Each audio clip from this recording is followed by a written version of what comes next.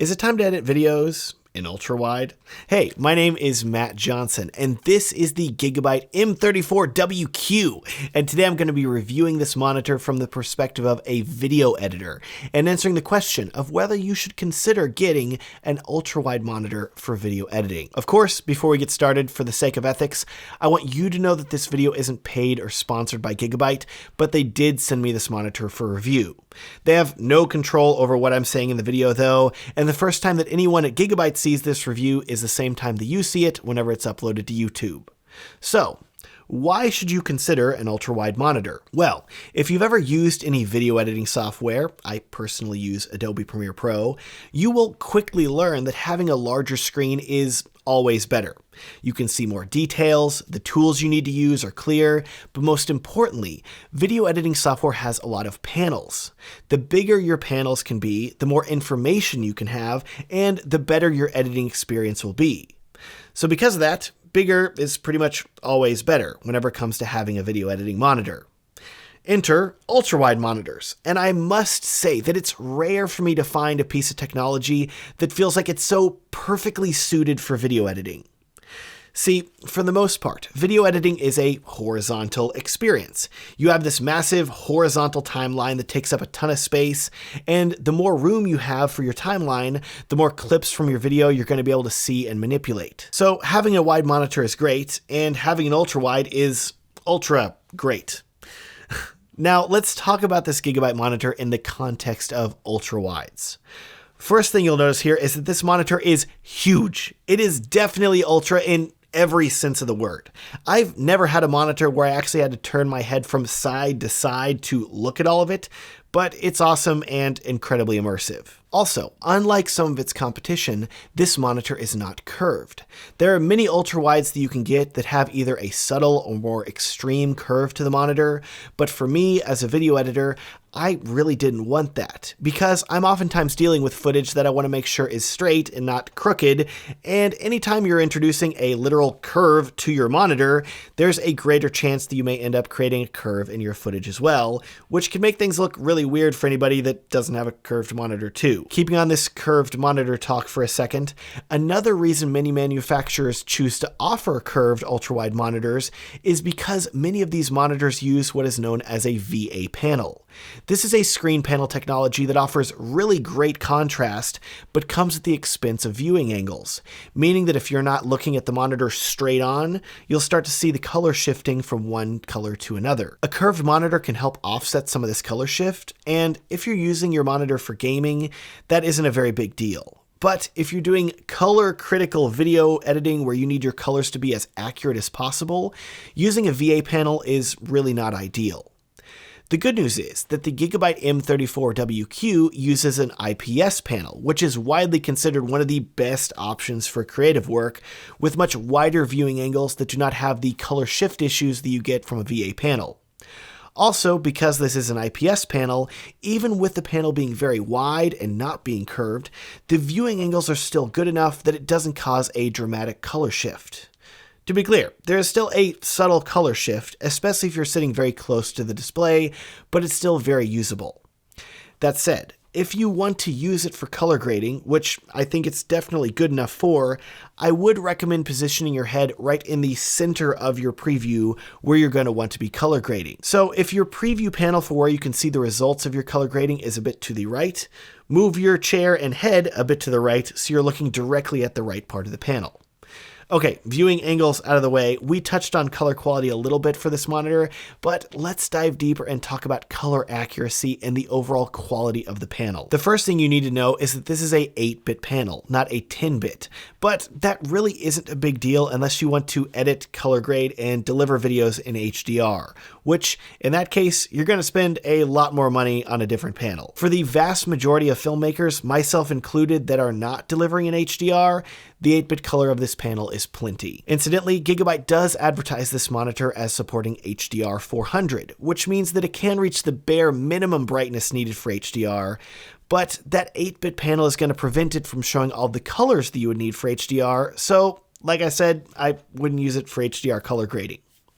Next, in regards to color accuracy, in my testing out of the box, this monitor is pretty color accurate with a subtle shift into the blues and greens. But once I used my color calibrator on it, it got incredibly color accurate with 100% coverage of the sRGB color space, and I would have zero issues recommending this monitor for color grading. Now, let's talk resolution and aspect ratios. As someone that films pretty much everything in 4K resolution, in the past I've always prioritized having a 4K screen so I can see a 1-to-1 representation of what my video will look like when editing. I've been using a 27-inch 4K screen with a 16:9 aspect ratio, and it's worked great. But if you start looking into ultra-wide monitors, you're very quickly going to realize that the aspect ratio is not going to be 16:9 because it's so wide horizontally. Instead, in the case of this Gigabyte monitor, you're getting 21:9. Because of this wider aspect ratio, your 4K videos that you film in 16:9 resolution are not going to completely fill the screen, and instead you're going to see black bars on the sides. In my experience though, this isn't a deal breaker and still totally usable. And there is one super cool benefit of this aspect ratio whenever it comes to filmmaking, and that is if you shoot and deliver your films with a 2.35:1 crop, aka if you put black bars on the top and bottom of your footage to make it look more cinematic, you are going to find that your footage is going to completely fill the screen from edge to edge, and this looks gorgeous. You can't get footage like this on a 16:9 screen. You are going to have an ultra wide, and it is truly a fantastic way to watch this kind of video. So if you typically crop your videos, this is another reason to consider an ultra wide.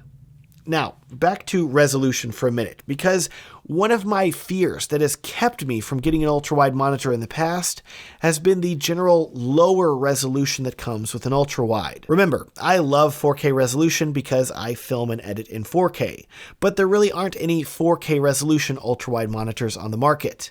There are a few rare 5K resolution ultra-wides that are also 2160p, but considering the rather eye-watering price tag of those, if you're like me, you may not feel confident in taking a leap of faith and not only trying an ultra-wide, but also spending that much money on a monitor. Looking at the Gigabyte, it has a resolution of 3440 by 1440, which definitely isn't 4K, but is a very nice jump over 1080p. As another plus, with my older 27-inch 4K 16:9 screen, I have to use Windows 10's less than stellar scaling feature to upscale everything on my desktop by 150%, so I can actually see what I'm looking at. Otherwise, things look way too tiny at the native resolution. This scaling can sometimes cause issues with my apps that don't properly support scaling and make the texting controls super small. It's a pain. Anyways, I said this was good news, and it is, because the Gigabyte monitor has a great screen size for its resolution, meaning that you don't need to do any scaling to the image. You can leave it at the default 100% scale, and it looks great. Moving on, I feel like this will not be a comprehensive review of this monitor if I did not at least touch on some of its headlining features, as Gigabyte has focused significantly on this monitor's capabilities as a gaming monitor. Namely, Gigabyte put in a 144Hz refresh rate panel, which means, of course, that your mouse is going to look buttery smooth whenever you are scrolling around, and any higher frame rate videos that you play back, like something that you filmed in 120 frames per second, will play back very smoothly. But more importantly, if you want to play any sort of game on this monitor, it is going to look fantastic and ultra smooth, as long as your graphics card is capable of handling higher frame rates. The monitor also includes AMD FreeSync Premium, which, although I'm using an NVIDIA GPU, I was still able to enable NVIDIA's G-Sync with this monitor to remove screen tearing, and it looks fantastic. Unfortunately, I do not have the most powerful graphics card, but whenever I relived my college days and tested Halo Infinite, I did find myself being able to hit around 120 frames per second, and I can tell you that it looks very smooth, so I'm sure that 144 FPS would look even smoother.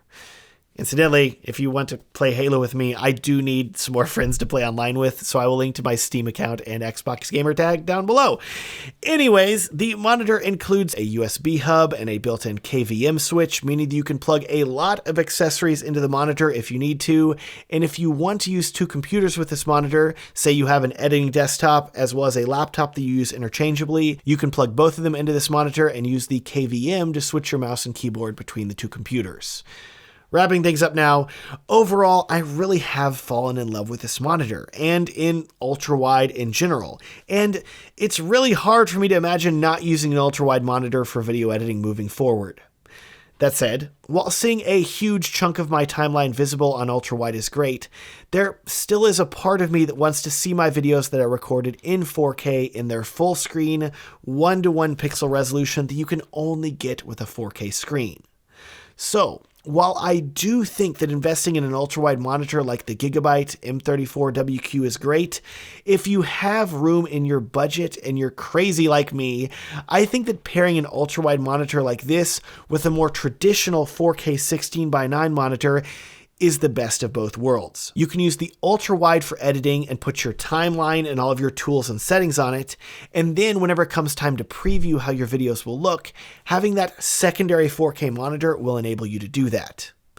So, is it time to edit videos in ultra-wide? If you have the budget, and considering this monitor is retailing for $499 at the time of making this video, which I think is very reasonable for an ultra-wide monitor, especially one with these specs, in that case, I think that it is definitely time to edit videos in ultra-wide, and using a monitor like the Gigabyte M34WQ is a great choice. With that, thank you so much for watching. I really hope this video has been helpful to you if you've been considering getting an ultra-wide monitor for video editing. Also, it would be a huge help to me if you would consider liking this video and subscribing if you want to see more videos like it in the future. Thanks so much for watching and have a great day.